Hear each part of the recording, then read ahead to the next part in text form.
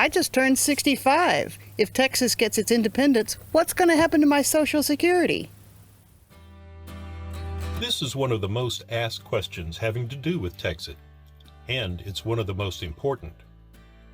Before looking at how Texas should handle this issue, let's take a look at the Social Security system as it is now in the United States. Social Security is a government program that workers have been paying into for most of their working lives. Most people rightly count on this program as part of their retirement planning. This program is an obligation of the federal government to those who paid into the system and therefore should be met without question. As it is now, Social Security recipients can move to a foreign country and still continue to collect their benefits, so it shouldn't be a problem for Texans to continue to receive their benefits. Any Texan who has paid into the Social Security system and is currently receiving benefits should continue to receive them. But what about younger Texans still paying into Social Security?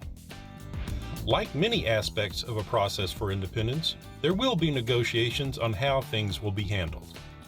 There are several things that need to be considered. There have been many studies and reports that show an eroding confidence in the federal government's ability to meet its obligation as far as Social Security is concerned. Texans will have to consider if they want to continue to pay into a retirement system that could dry up at any time. In a post-referendum TEXIT, Texas will need to think about Texans first. While we can look for common ground in other areas of negotiation, when it comes to Social Security, Texas must take a no-surrender approach. As we said before, since this is an obligation of the federal government to the people who paid into the system, any Texan who has paid into the system should be able to preserve their accrued benefits. Moving forward, Texans who are currently paying into this system should be given an option to either continue to pay into the U.S. Social Security system or be given the option to opt out of that program completely in favor of a voluntary retirement and pension system similar to the one that already exists for state employees and educators. There are other aspects that will need to be considered and will be part of the post-TEXIT negotiations, such as allowing employers to seamlessly transfer workers from one place to another without having them pay Social Security taxes in both countries. This is currently a fairly common situation and is already being addressed with totalization agreements with other countries where U.S. citizens are working.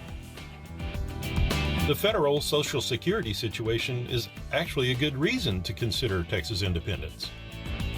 As dismal as the projections have been for the Social Security system, the fact that Texas pays far more to the federal government than it receives back in federal pension benefits means that an independent Texas may be the only way to ensure that your government will do, and will be able to do, the right thing. More information on this and many other questions you may have about Texas independence are available online at thetnm.org. Come join us.